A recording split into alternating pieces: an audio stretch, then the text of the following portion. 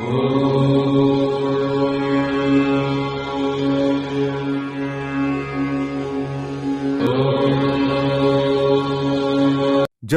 धाम पुरी रथ यात्रा 2023। उड़ीसा के पुरी में स्थित जगन्नाथ जी का मंदिर समस्त दुनिया में प्रसिद्ध है।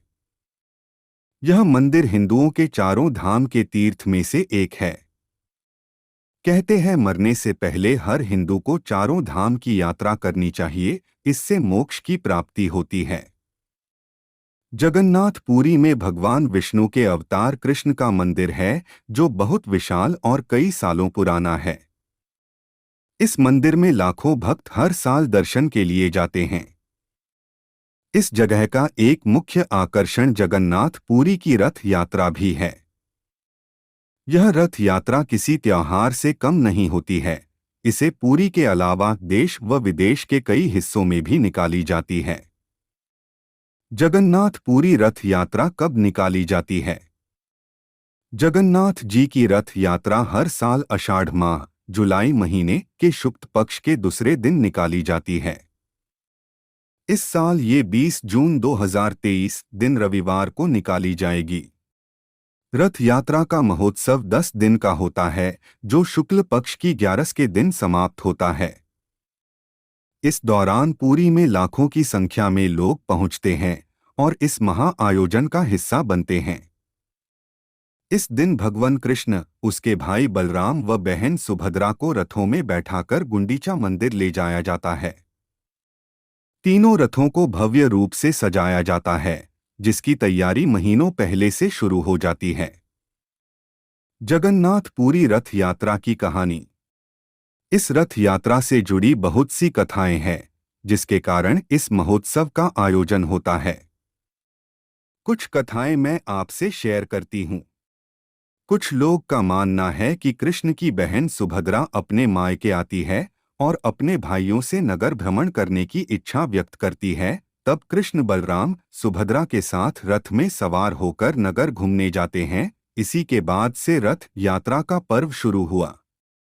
इसके अलावा कहते हैं, गुंडीचा मंदिर में स्थित देवी कृष्ण की मासी है, जो तीनों को अपने घर आने का निमंत्रण देती है। श्री कृष्ण बलराम सुभद्रा के साथ अपनी मासी के घर 10 दिन के लिए रहने जाते हैं। श्री कृष्ण के मामा कंस उन्हें मथुरा बुलाते हैं। इसके लिए कंस गोकुल में सारथी के साथ रथ भिजवाता है। कृष्ण अपने भाई बहन के साथ रथ में सवार होकर मथुरा जाते हैं, जिसके बाद से रथ यात्रा पर्व की शुरुआत हुई। कुछ लोग का मानना है कि इस दिन श्री कृष्ण कंस का वध करके बलराम के साथ अपनी प्रजा को दर्शन देने के लिए बलराम के साथ मथुरा में रथ यात्रा करते हैं। कृष्ण की रानियां माता रोहिणी से उनकी रासलीला सुनाने को कहती है। माता रोहिणी को लगता है कि कृष्ण की गोपियों के साथ रासलीला के बारे सुभद्रा को नहीं सुनना चाहिए, इसलिए वो उसे कृष्ण बलराम के साथ रथ यात्रा के लिए भेज देती है।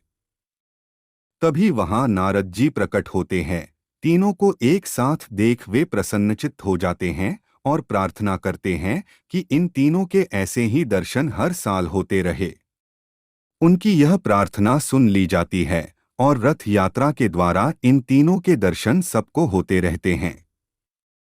जगन्नाथ मंदिर से जुड़ा इतिहास।